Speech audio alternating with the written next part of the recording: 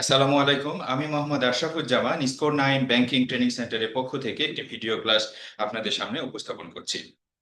আজকের এই ভিডিও ক্লাসে বিষয় হলো এই ফ্র্যাকশনাল রিজার্ভ ব্যাংকিং এবং প্রকৃত ইসলামী ব্যাংকিং এর পার্থক্য।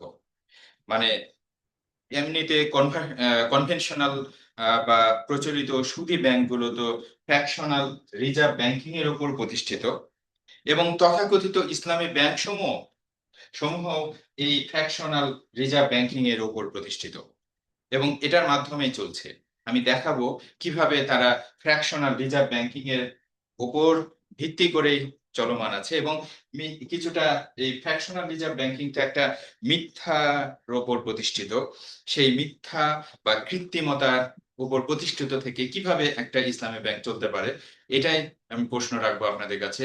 এবং প্রকৃত ইসলামী ব্যাংকে আসলে এই ফ্র্যাকশনাল রিজার্ভ ব্যাংকিং থেকে বেরোয় এসে কি ঘটতে পারে বা কি হবে, সেটা আমি আপনাদের দেখাবো।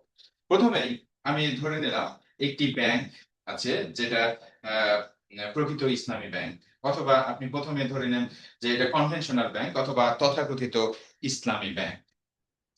তো এখানে 5টা অ্যাকাউন্ট আছে, প্রত্যেকের 100 টাকা করে অ্যাকাউন্ট আছে। অ্যাকাউন্টে 100 টাকা করে জমা আছে, সঞ্চয় আছে। তো ফ্র্যাকশনাল রিজার্ভ ব্যাংকিং এ 10% রিজার্ভ রেখে বাকিটা আহ, তারা ঋণ দেয়। কনভেনশনাল ব্যাংকিং ব্যাংকগুলো ঋণ দিবে, আর তথাকথিত ইসলামী ব্যাংকগুলো বলবে যে আমরা বা আহ, আহ, কি বলবে, মুরাবাহার পণ্য বিক্রি করবে।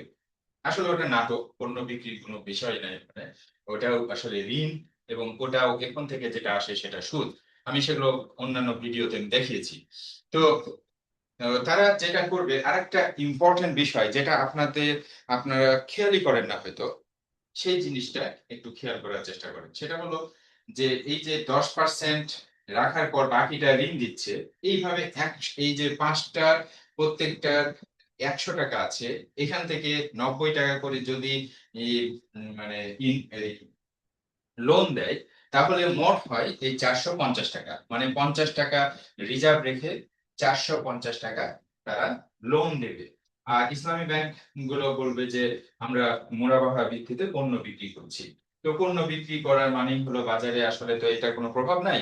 তারা পৃথিবীর সব সব পণ্যই বিক্রি করে, এবং আসলে সেটা মনে মনে, মানে ওই কাগজ কলমের ভিতরে সীমাবদ্ধ। এবং ওই ওই পণ্য বিক্রি আসল উদ্দেশ্য না, ফাইন্যান্স মানে ফাইন্যান্স করাটা আসল উদ্দেশ্য, ঋণ দেওয়াটা আসল উদ্দেশ্য, বা বাকির ব্যবসা করাটা আসল উদ্দেশ্য। এখানে যে মুনাফা যে প্রফিটটা পায়, যেটা প্রফিট ঘোষণা করা হয় কস্ট প্লাস প্রফিট, সেইটা আসলে ওই সুদের সুদ, এই যে কনভেনশনাল ব্যাংকিং যেটা 450 টাকা লোন দিয়ে যেই সুদটা করবে, ওরাও সেই যে পণ্যই বিক্রি করুক, একই পণ্য, সব পণ্যেই একই পরিমাণ উম, লাভ করবে।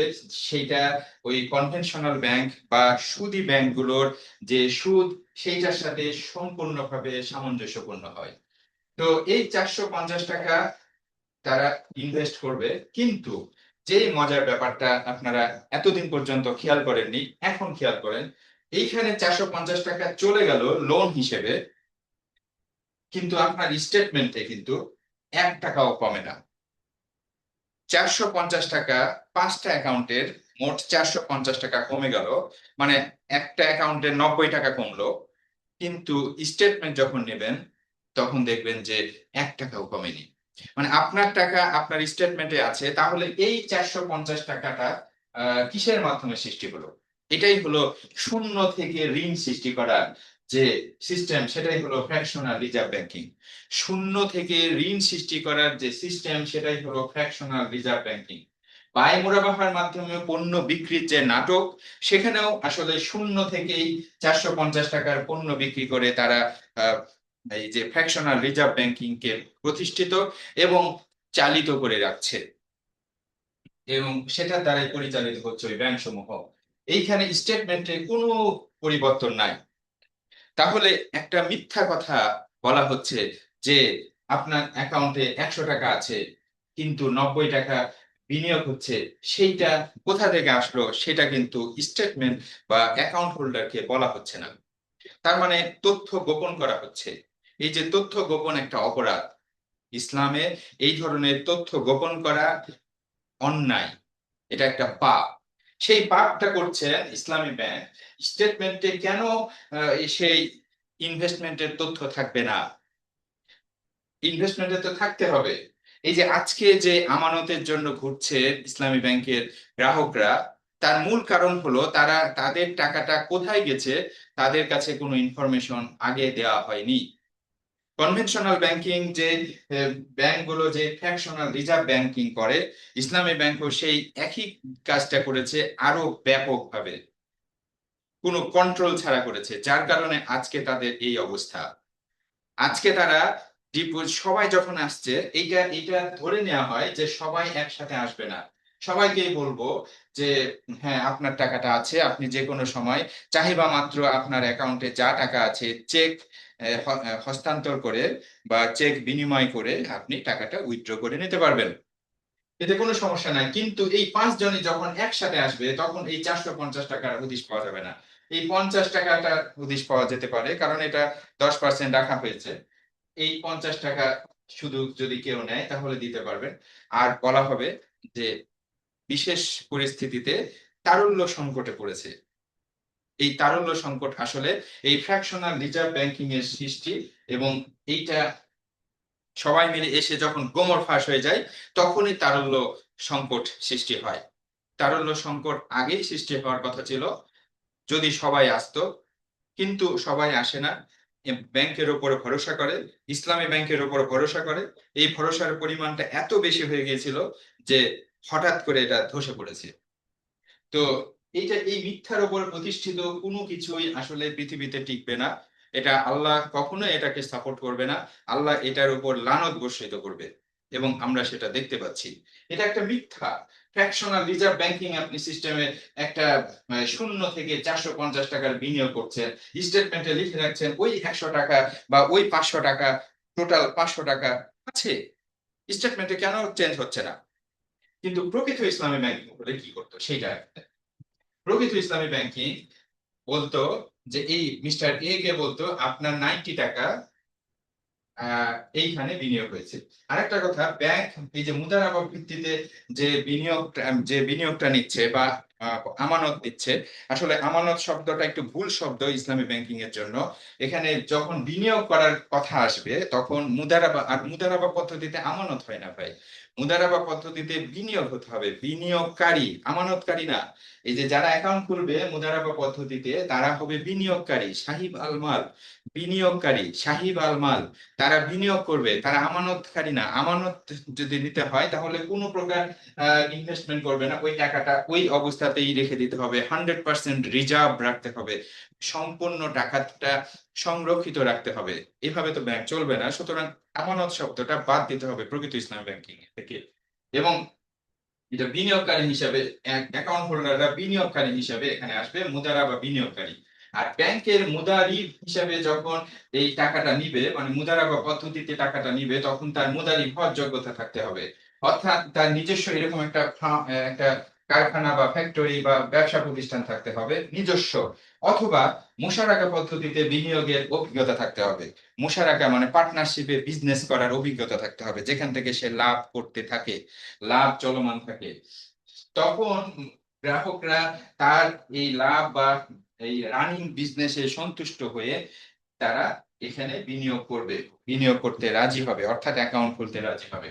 তো যাই হোক, মুদারিব হওয়ার যোগ্যতা যদি প্রকৃত ইসলামী ব্যাংকিং এ থাকে তখনই মুদারাবা অ্যাকাউন্ট খোলা হবে, এবং মুদারাবা অ্যাকাউন্ট খোলার পর অ্যাকাউন্ট হোল্ডারকে বলা হবে, ধরেন আমি 10% রিজার্ভ হিসেবেই রাখলাম, সেটা কিন্তু গ্রাহককে বলে দিতে হবে যে আপনার 10% এখানে রিজার্ভ হিসেবে রাখা হলো, যে কোনো সময় এই 10 টাকা আপনি তুলে নিতে পারবেন। আর 90 টাকা এই এইখানে আপনার বিনিয়োগ হচ্ছে। এইভাবে প্রত্যেককেই বলা হলো, মানে 5 জনকে বলা হলো, 5টা অ্যাকাউন্ট যেহেতু আমি এখানে দেখাচ্ছি, মোট 450 টাকা এখানে বিনিয়োগ হবে। কিন্তু এখানে মাইনাস দেখাবে, প্রত্যেকটা অ্যাকাউন্ট থেকে 90 টাকা, 90 টাকা, 90 টাকা, 90 টাকা মাইনাস করে 10 টাকা স্টেটমেন্টে থাকবে। আর এই ইনভেস্টমেন্ট অ্যাকাউন্ট আর একটা ভাউচার হতে পারে বা একটা স্টেটমেন্ট হতে পারে, যেখানে তারা ইনভেস্টমেন্ট দেখাবে mister A 90, mister B 90, mister C 90 টাকা, মিস্টার ডি 90 টাকা এবং মিস্টার ই 90 টাকা বিনিয়োগ করেছে। এইখান থেকে যে লাভটা হবে, ধরেন আমি ধরলাম যে 10 টাকা লাভ হলো, এটা 1 মাসে হতে পারে বা 6 মাস হতে পারে অথবা 1 বছরই হতে পারে।